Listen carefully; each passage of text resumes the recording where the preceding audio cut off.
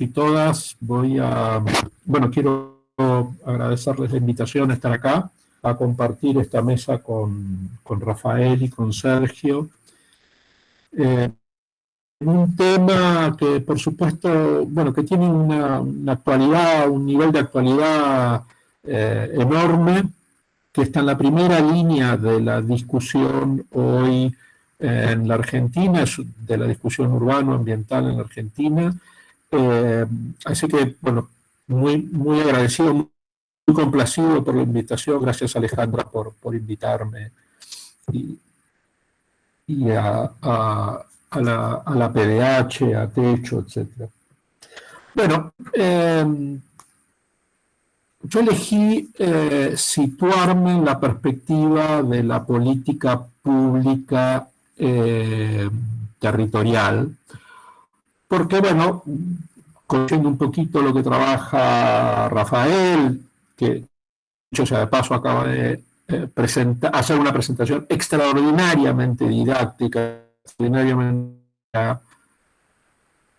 respecto de los humedales, de la importancia de volver a poner este tema en discusión, y suponiendo que Sergio va a trabajar sobre las características, sobre las virtudes, sobre la importancia que tiene el predio que hoy está en conflicto, que hoy está en debate, yo elegí situarme en compartir con ustedes algunas cuestiones de las políticas urbanas, de las políticas territoriales, porque además voy a partir de este postulado, digamos. Conflicto no es otra cosa que evidencia empírica del fracaso de la política territorial en la provincia de Buenos Aires y en los municipios de la provincia de Buenos Aires. Y quiero decir ahí, esto es una historia de fracaso sistemático respecto de cómo se piensa el ordenamiento territorial, el ordenamiento ambiental territorial, cómo se piensa el urbanismo, cómo se piensa el hábitat en general en la provincia de Buenos Aires, que obviamente tiene un conjunto de explicaciones, en las cuales no voy a abundar, pero sí me gustaría por lo menos plantear muy rápidamente. Primero, la provincia de ordenamiento territorial, que es de octubre del año 77, una ley claramente de sesgo dictatorial,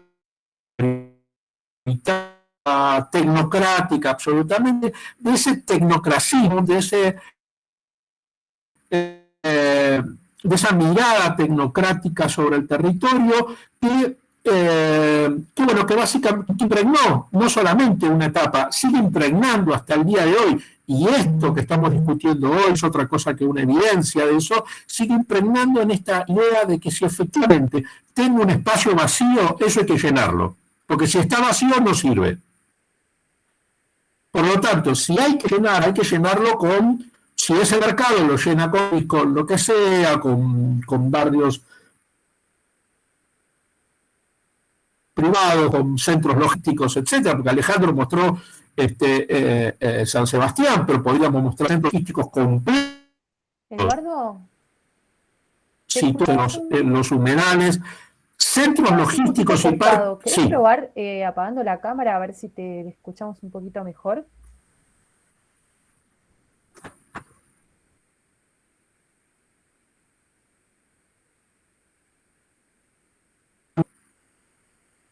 ¿Me escuchás ahí? Sí, a ver. Bueno, espero que se escuche mejor. Gracias. Decía, somos herederos de una política desarrollista que tiene un rol al vacío, que si está vacío, puesto aquí, podríamos estar discutiendo parques industriales completos promovidos por municipios de la provincia de Buenos Aires, construidos arriba de los humedales. Y podemos estar, y estamos también, así como estamos discutiendo esto acá, en la capital federal, se discute la venta y la construcción de la costa del Río de la Plata, como está vacía, al ministro, al secretario de Planeamiento Urbano de la ciudad, no se le ocurrió mejor idea de decir de que está vacía y que por lo tanto, como la ciudad no llega, la puede llenarla de 14 torres, es porque la ciudad así puede llegar ¿Quién le dijo que la ciudad tiene que llegar de esa manera al río? ¿Quién le dijo al Ministerio de Desarrollo Territorial que para construir viviendas había que ocupar un terreno que tiene una cantidad enorme de servicios? Como dijo recién, Rafael muy bien y muy claramente, no, está vacío, está cumpliendo una cantidad enorme de servicios, enorme de ventajas, está trabajando permanentemente a favor de una mayor calidad de vida. Es la misma lógica que la oligarquía de fin del siglo XIX entendió que como el territorio estaba lleno de pueblos originarios, también estaba vacío. Y esto parece que estar vacío es que efectivamente hay que ocuparlo. Esa es la idea desarrollista, digamos, que nos gobierna. Esa idea está plasmada, además, en una ley del 77 de la dictadura, que hasta hoy sigue rigiendo la manera de ver la ciudad. No solamente la ciudad, el territorio en general. Para la ley 8912 de ordenamiento territorial de la provincia de Buenos Aires, lo que vale es la ciudad. Lo que le sobra a la ciudad, es decir, el campo, no vale nada. Es más, no es materia ni siquiera de reflexión en la ley provincial. Parece increíble de que efectivamente, habiendo pasado más de 40 años de aprobación de esta ley, no haya podido sacarla, y que la ley de acceso justo al hábitat, aún con una enorme movilización de gente atrás, lo que sí pudo fue modificar una serie de aspectos, pero que todavía necesita muchísimo más revisión, refundación, de una mirada mucho más ambiental, ecológica, feminista, etcétera, el urbanismo de esta provincia. No es casual, además, que esta provincia tenga la peor constitución provincial del país. Esto también hace a esto. Que los municipios tengan una ley orgánica de municipalidades del año 34 muestra el atraso en la concepción de la política pública de esta provincia. Atraso que se mide ahí, que se mide en la ley de ordenamiento territorial y que se mide en la práctica territorial cotidiana. Y esto es eso. Es la evidencia de ese fracaso, es la evidencia de ese atraso, es la evidencia de seguir entendiendo de que la única manera de desarrollar el territorio es construyendo hasta el último centímetro, porque lo que no está construido no sirve para nada. Ahí hay una primera cuestión. Segunda cuestión muy importante, entonces, en esto es que efectivamente hay que cambiar de perspectiva. Y una perspectiva que claramente nos acerca de una manera holística a mirar el territorio es una perspectiva que vincula estas cuestiones urbanísticas, territoriales, ambientales, etcétera, con los derechos humanos. ¿Por qué? Porque una política de ordenamiento territorial, ambiental, es una política de derechos humanos en la medida en que afecta las condiciones y la calidad de vida de la población. Y si afecta la calidad de vida de la población, básicamente estamos hablando de derechos, de construcción de derechos humanos. Los derechos humanos no son solamente las gravísimas violaciones por la violencia institucional, policial, etc. También es esto. Esto es un acto de violencia institucional. Ocupar un humedal con la idea de que efectivamente eso es parte de una política pública es también un acto de violencia para perjudicar las condiciones de vida de la población. Con lo cual, yo en este aspecto creo que quisiera que pensemos entonces que toda política ambiental, territorial, etcétera, es también una política de derechos humanos principalmente, y que por lo tanto el objeto último es garantizar los derechos colectivos de la población. ¿Por qué? Porque en esto también, y vuelvo a la Constitución de la Provincia de Buenos Aires, lo que garantiza son solamente derechos individuales, con una lectura claramente liberal de fin de siglo XIX, perdón, porque ni siquiera de fin del siglo pasado, de fin del siglo XIX. Los derechos colectivos son enormemente tan importantes o más importantes muchas veces que los propios derechos individuales. El Papa acaba de decir de que la propiedad privada es un derecho secundario, porque efectivamente la propiedad privada no es absoluta, como no lo es ningún derecho individual. Lo son en función de poder garantizar los derechos colectivos, los derechos de la comunidad. Y este es básicamente un derecho colectivo central. Estamos en esa discusión, por lo tanto. Y fíjense lo lejos que estamos de la decisión que se acaba de tomar de licitar 2.400 viviendas en el terreno de la Ferrer, ¿no? Todo esto que estamos comentando.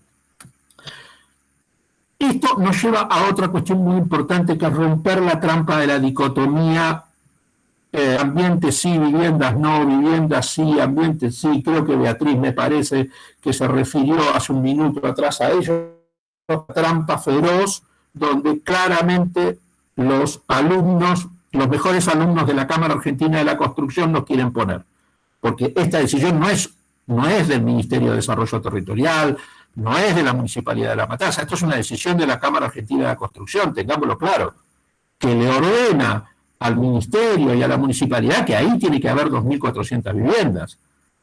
Esas 2.400 viviendas no pueden estar para la Cámara Argentina de Construcción en otro lado o en terrenos dispersos, más pequeños, etcétera, etcétera, etcétera, porque la renta de construcción, que tiene una masiva repetición de tipologías habitacionales en ese enorme terreno de 80 y pico de hectáreas, obviamente es mucho mayor que si esto se esparciera en pequeños terrenos de la ciudad, etcétera. Pero desde el punto de vista urbanístico es infinitamente más importante poder construir pequeños conjuntos esparcidos en el territorio del municipio, en situaciones urbanas adecuadas, etcétera, que meter 2.400 viviendas arriba de un humedal en un terreno que se supone que no sirve para nada. Entonces, esto claramente responde a esa línea también claramente o francamente visible desde el 77 hasta acá, que es que el desarrollo urbano lo gobiernan los sectores concentrados de esta sociedad. Si la ley 89.2 a la que nos venimos refiriendo efectivamente tiene un capítulo completo dedicado a countries y ni siquiera una frase dedicada a vivienda social, no crean que eso es muy diferente efectivamente en términos de la incidencia que tienen los sectores concentrados a lo que es la incidencia hoy de la Cámara Argentina de la Construcción en las decisiones de política habitacional. Toda la historia de la política habitacional en la Argentina es la historia de cómo favorecer la construcción masiva. Y si la familia te está pidiendo que necesita ampliar la pieza para la nena, cambiar el techo, conectarse al agua, la respuesta pública es no, te voy a dar una casa de la Cámara Argentina de Construcción. Bueno, pero yo no necesito eso, necesito solamente, no importa, yo te voy a dar una casa de la Cámara Argentina de Construcción porque eso es lo que te impone el modelo desarrollista empresarial en estos casos. Entonces, efectivamente, quiero que entendamos de que esta lucha por conservar este humedal, lo que tiene por atrás es un conjunto de actores que no aparecen y que están sentados en las cámaras empresariales que dirigen las decisiones de cómo se construye la ciudad, cómo se construye la política pública, cómo se estructura la política de vivienda en nuestro país históricamente. Por lo tanto, hay que salir de esa dicotomía. Miren, no es vivienda sí, humedal no, humedal sí, es humedal, calidad ambiental y vivienda. Es absoluta, así se entiende el hábitat. Es la noción de hábitat que guió la ley de acceso justo al hábitat, es esa, es la de un entendimiento general, integral de las condiciones de vida de la población. No es uno u otro, de ninguna manera es uno u otro.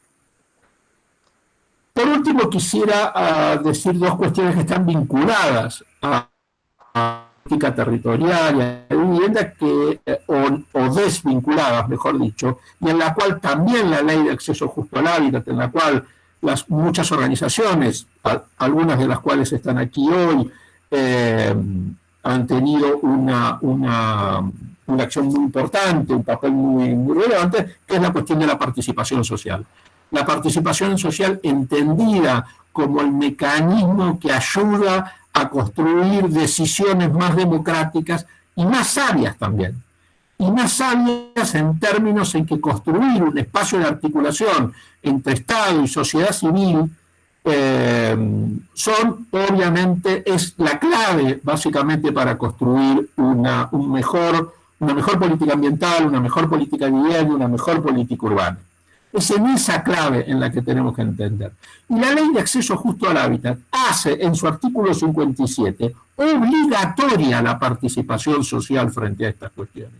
No dice que el gobierno provincial y el gobierno nacional pueden convocar a una mejor o a una mayor participación. Dice debe, es obligación del Estado construir instancias, diseñar instancias de articulación entre la sociedad y las decisiones estatales para poder tomar la mejor decisión de todas. Que nunca va a ser extraordinaria, nunca va a ser compartida por absolutamente todos, pero seguro que si está participada, seguro que si la sociedad tuvo espacio para poder opinar, para poder aportar, va a ser infinitamente mejor que cualquier decisión autocrática, que cualquier decisión como esta, donde uno se levanta una mañana y se entera que salió la licitación de 2.400 viviendas en un terreno, obviamente muchísimas otras expectativas, muchísimos otros aprendizajes hechos por la población, utilizándolo de muchísimas otras maneras. Entonces acá hay una cuestión muy clara, están violando la ley de hábitat de la provincia. Esto es motivo de una demanda judicial que un juez debe tomar. Es violatorio de la ley. Segundo, que el proyecto se licite sin evaluación previa de impacto ambiental también es violatorio de la ley. Y en esa violación, para conseguir un terreno para hacer viviendas ordenada por la Cámara Argentina de Construcción, es muy parecido a la violación que Rafael mostraba recién de San Sebastián en el borde de Luján. Claramente es igual. La ley existe, prohíbe eso, sin embargo se hizo, sin embargo se aprobó.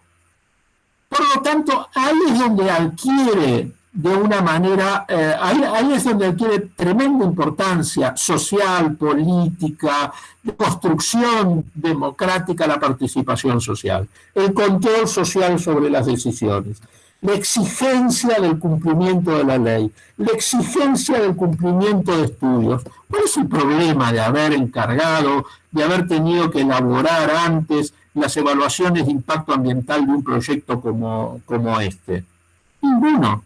¿Qué iba a llevar 6 meses más? A ver, pensemos.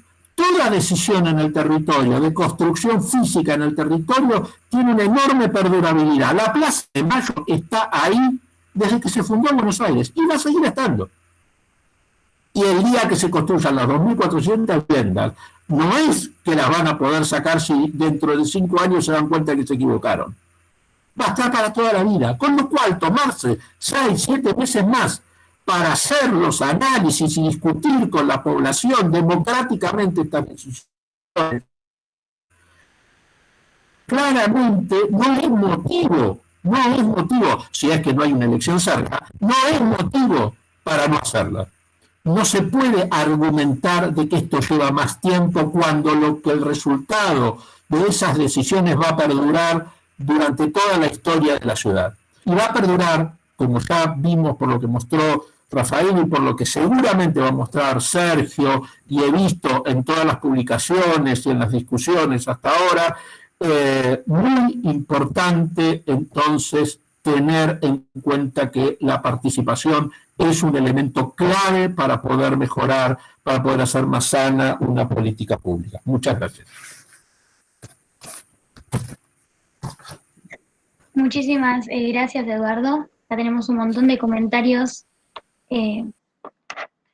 Hacen dos preguntas muy relevantes, excelente, la verdad que sí, creo que nada que agregar, total excelencia la presentación. Una pregunta que creo que es para Rafael y Eduardo, que dice, ¿por qué creen que no se tratan estas leyes retrógradas?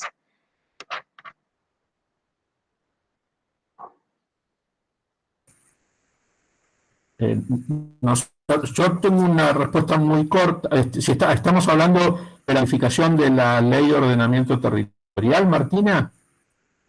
Sí, yo creo que sí. Por el momento en que fue preguntada, sí. Ok, claro, porque es a ver, de nuevo, es una ley del 77 que en realidad tomó como base los datos de la década del 60. Fíjense, es una ley que está pensando en 1960. Digo, ya eso no había quedado a su modificación por obsoleta. Sin embargo, no ha podido ser revisada, salvo las modificaciones que lograron hacer con la ley de acceso justo al hábitat. Y esto tiene una explicación, que es una ley elitista que construye una ciudad para pocos, que como dije recién, legisla exhaustivamente para favorecer los countries y de ninguna manera se ocupa de los sectores populares ni de la tierra. Y por eso, asumiendo eso, es que un municipio como La Matanza, que tendría que tener un banco de tierra para poder afrontar las políticas de vivienda, no lo tiene.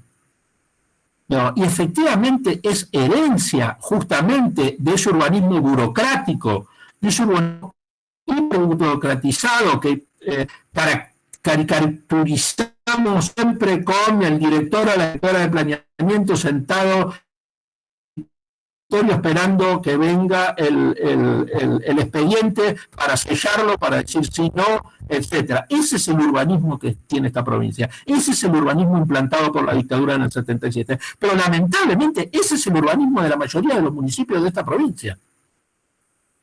Esa figura caricaturesca del director de planeamiento que no sirve absolutamente para nada, que está para sellar expedientes, nada más. Eso lamentablemente es el resultado de esa idea elitista de la ciudad, de una ciudad para pocos, de una ciudad que no tiene ambiente, que lo único que hay que hacer es construir porque hay que poner la maquinaria de la construcción en marcha. Por eso no se modifica, porque tenés esas fuerzas atrás muy fuertes, ¿no?